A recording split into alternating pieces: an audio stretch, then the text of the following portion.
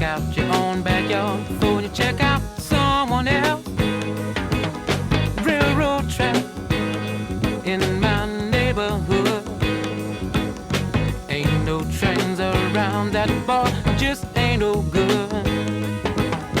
I wanna know what's going down. And the pimp on the corner looks like the sharpest cat in town. Jungle rule, can't be no fool. Might get caught by the hook of a crook, hard time for cool. Look out, Jake, what you say, what you carrying, brother. I hope you're clean, cause the man is mean, or don't come another further. We all know the answer will come out in time. I might even carry some of your load right along with mine. Thank you, man, Mr. Please, cause I must be Hercules. I must be Hercules. Folks, welcome inside the Parisi Palace, high above 3773's Broadway. This is a live edition of the Jake Feinberg Show, coming to you on Power Talk. Please go to our website, powertalk.live. Download our free app and stream all of our live local programming, including Solomon on Blast, the Jim Parisi Show, and yours truly, the Jake Feinberg Show. Can't thank you enough for making us part of your day today, and it's a high honor to connect with a cat who I grew up in Stony Brook, Long Island, and used to watch this guy perform on the AstroTurf and the natural grass of Arrowhead Stadium for many years on TV. He was always known to me as a professional football hero, but as it turns out, he comes from the motherland in this world, and he's here to shed some light on that and enlighten us all. Christian Okoye, welcome to the Jake Feinberg Show. Well, thank you so much for having me on. Appreciate it. It's such an honor to talk to you, my friend. I can you talk about a ritual or in Igbo in Enugu, in growing up in Nigeria, because you weren't playing football, but I just would like you to talk about your experience as it relates to the power of the drum. And if you experienced a spiritual ceremony with the drums when you were a boy. What do you mean as far as beating a drum?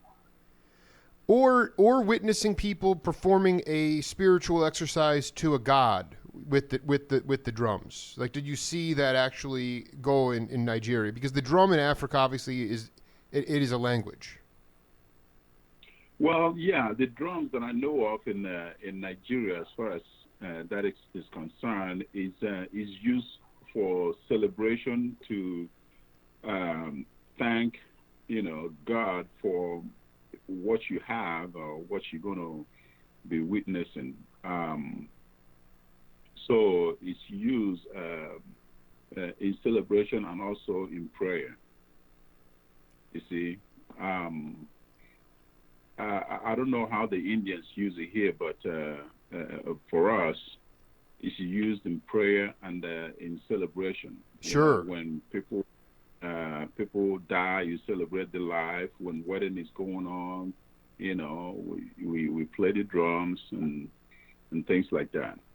Could you talk about when you were a boy, a time when you saw something that really was amazing to you as it related to either celebration with the drum? The point is that, listen, in this country, they, in 1850s, they actually outlawed, it was illegal for a slave to be caught with a drum. It was punishable by death in the United States in 1850. Wow. Okay? Because they didn't understand, they were so afraid that the language of the drum would overpower the slave owner. But really, when it comes down to it, in your village, can you talk about how the drum was used to communicate, and also a time that you remember when there was when you saw the drum used not just for music, but for either celebration or for prayer? I don't remember drums in Nigeria being used as a means of communication. Um, there's other ways I think they use to communicate. There's a little flute they make out of a bamboo tree um, that they blow. They use it to sing, and there are special people that use it, and they use it to talk. Um, Also, when somebody dies, this person will come and blow this thing. He can blow it for hours and hours, Really? and people know what he's saying or what he's feeling. Also, sometimes when some people, when you would get married in celebration of a marriage, and these people will come and blow the thing, and they use it to sing and they use it to talk, and it's kind of like listening to somebody who's blowing a trumpet, but using that trumpet to kind of like communicate. Really? So And everybody, wow. What is? everybody, Go ahead. everybody listening to him, blow it because it wows your mind. How is able to do that? But Do you know the yeah, name? So is there a name for the flute, or it just you don't know the name? I don't know. I can't remember the name of it. And one of my uncles was very, very, very good at it. And they actually went to Germany because of it, and performed Wow. somehow. Whoa. Are you Yeah, you're wait, and you wait, hold on. You were a boy and your uncle went to Germany to to perform. actually, he went out there to perform while I was here already. I was going to college, so he went to. When I went back to visit, and I was told that he went and visited, and I was like, I want to see the photos of it. Did he take any pictures? And, you know, and they didn't have any pictures, but actually they flew him to Germany to perform and do this thing, and he was very good because everywhere he went when he was alive, he's passed now, he will have this thing, you know, and if he wants to make you happy, he starts blowing it. If he wants to console you, he will start to blow it. And if he's sad, he starts to blow it in his own house. I mean, it's like you'll be sitting around in our compound, all of a sudden you hear him, blowing this thing. You know, Wow. It must be so powerful to be able to touch the human heart with any emotion. oh, Unbelievable. oh yeah, definitely, definitely, yeah. The thing I wanted to ask you always strike me as somebody who had like incredible footwork, and I think that could you talk about like were you tap dancing? Did you dance a lot as a boy? How did you develop? This is before sports. I'm just saying, how did you develop your footwork as a younger boy? Because it didn't make sense to me that you were that big, but then you were able to be so elusive playing football. So I just wonder that the footwork must have gone back to your childhood. Soccer, I played soccer.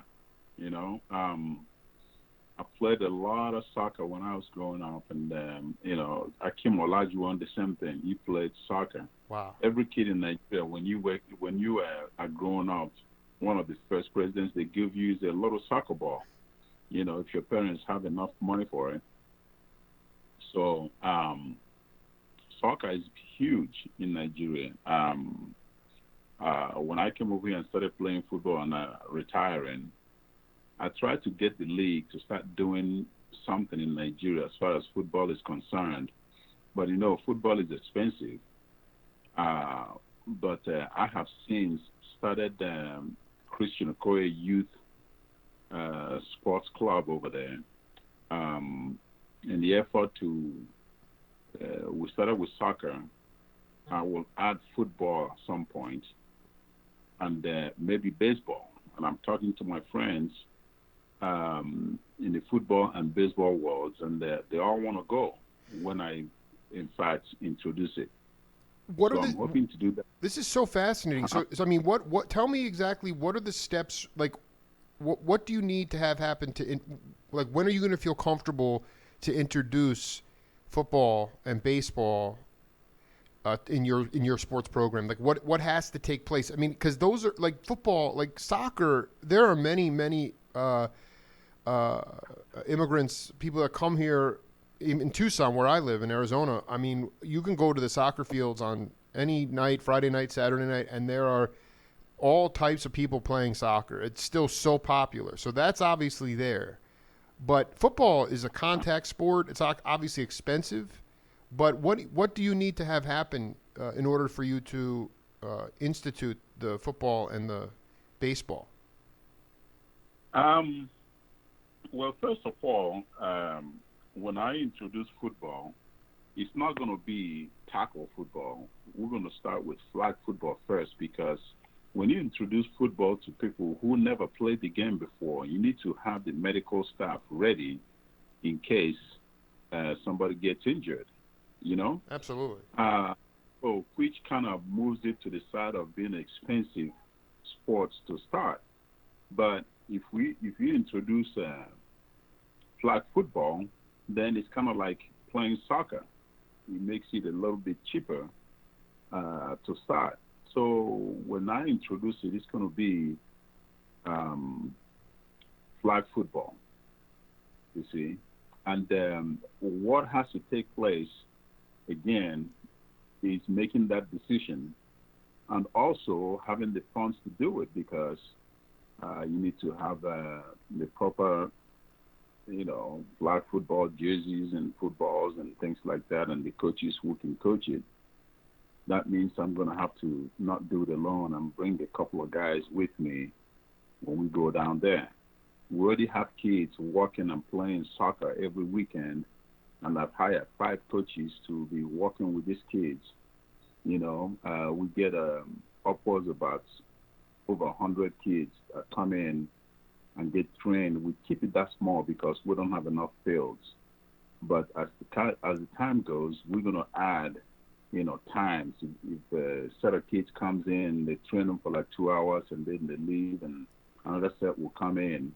We'll go for 2 hours. That way we can get more kids or keep in contact with a lot of kids. And, of course, on the other side of it, we use these sports to encourage kids about education, staying in school and also doing well in school, because they can't just leave the school and play sports. In Nigeria, education is extremely important, not only in Nigeria, in Africa as a whole. So all that in the effort to encourage kids to keep their heads up and know what their goals are. That's Absolutely. what we do. Well, no, can you tell the audience where, is this happening in your hometown? Is it only in one part of Africa? Where is the Christian Okoye Youth Sports at this point? Is your dream to have it all over the continent, or where is it right now? Well, right now it's in Enugu, Nigeria. That's where I grew up. The town I grew up is in Enugu, Nigeria. Enugu, yeah. Yeah, Enugu, Enugu, Nigeria. So the program started early this year, in February. I got it introduced, and we actually started work in June. So it's ongoing every single weekend, year round. It's going on. Wow. Rain or shine, kids come in and they love it. It's not like most things that you do in Africa, people try to ask you for money because, most people are poor. Yeah. If they're going to organize stuff like this, they make kids pay. And when I got on the radio, I told them, I said, this is free for the kids. And we're going to be bringing equipment. We're going to bring uniforms. We're going to bring shoes, soccer balls. And when we introduce other sports, we're going to bring equipment too. So what I would like to do is continue raising money here and then helping these kids. And these kids, you have to have your grades up in order to participate. Your grades has to be good. So all the kids that come, we check their grades every time and make sure they are paying attention to the education to be able to participate. Growing up in Enugu, could you talk about how your family stayed together? Was there a lot of was there a lot of? I know, like one of my favorite musicians is Fela Kuti, who's from Lagos, and Yeah. in Nigeria, and he witnessed his mom being thrown out of a window by a gang. And I know that there's a lot. Was there a lot of war growing up? I just wonder how your family, if you could talk about how your family stayed together. Well, we had a civil war that happened in the mid '60s. I think it lasted about 3 years. So that time was just a difficult time for everybody in Nigeria, especially. It was between the Hausas and the Yoruba. The Hausas and the Igbos. It went on for 3 years, and that time I was small, but it was still a very difficult time because everything was blocked off, food wise, and all the necessary things you need to survive in life with.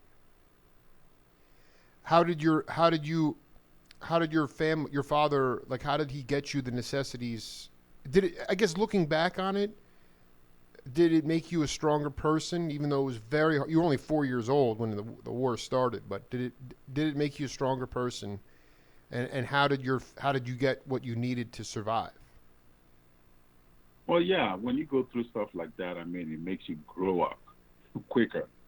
You grow up a lot faster than you would like. You see, that's what happened to me.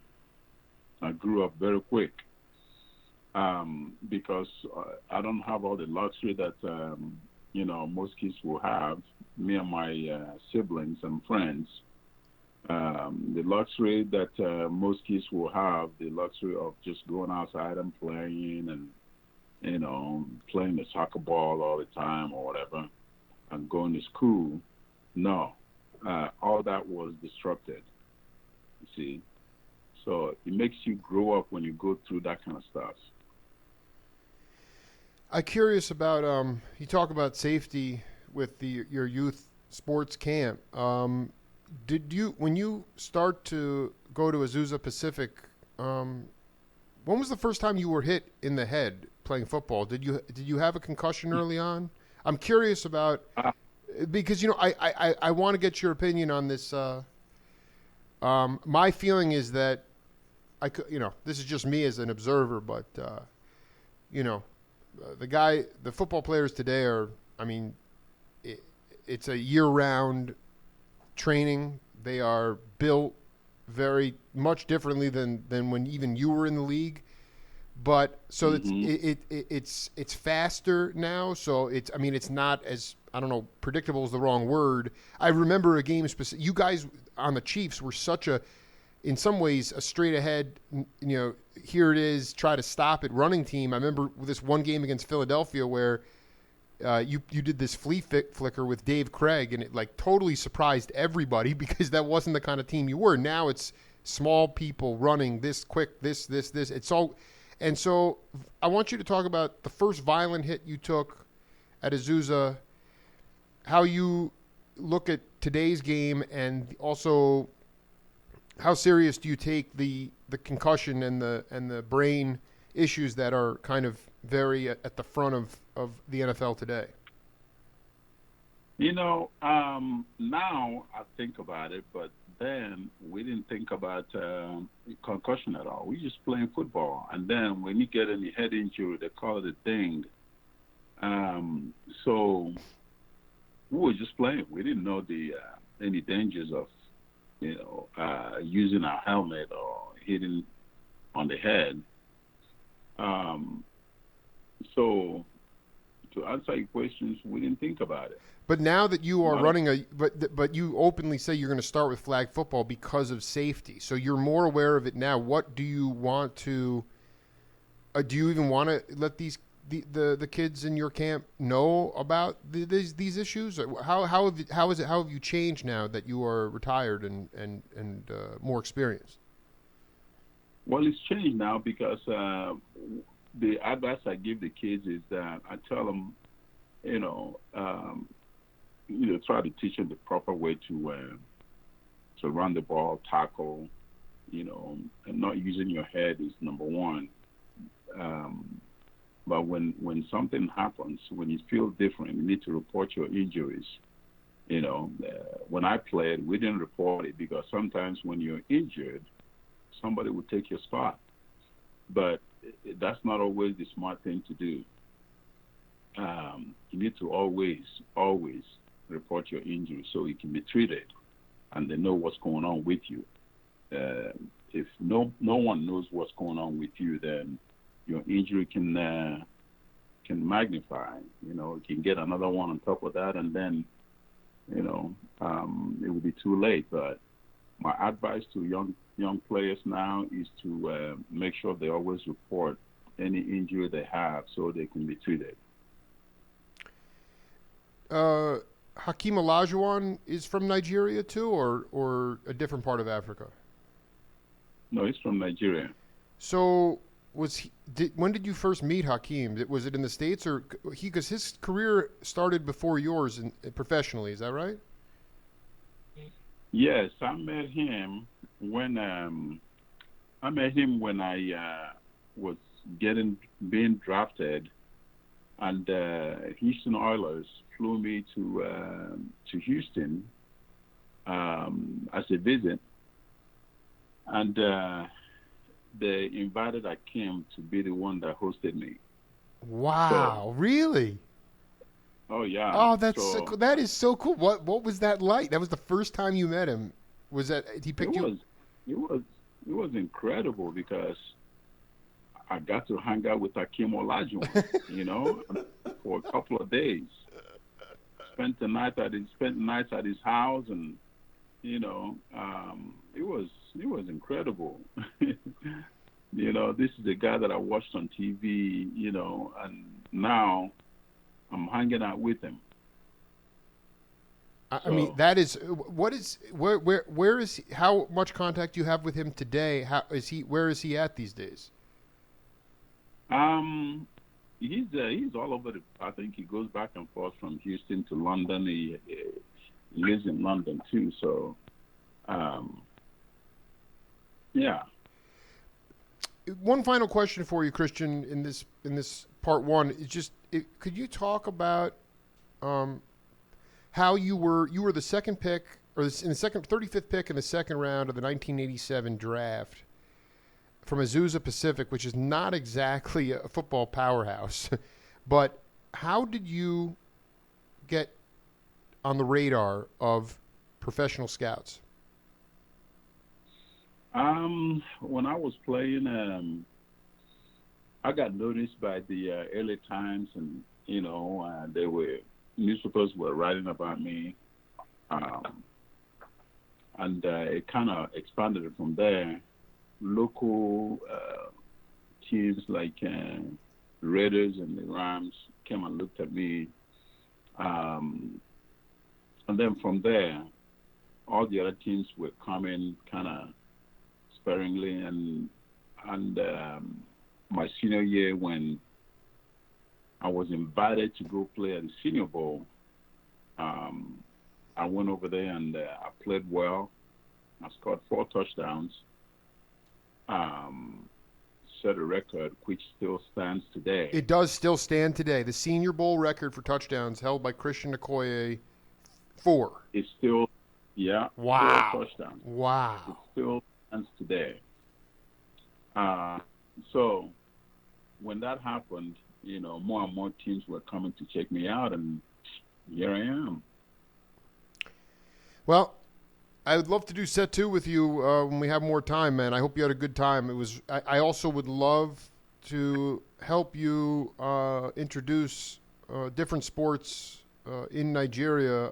Anything I can do to bring some exposure to that through my show and through my stories that I put out on Facebook. I would love to collaborate with you. Well, thank you very much. I'd just like to say, if anybody wants to help out, the Christian Okoye Youth Sports Club, they can go to my website, okoyefoundation.org.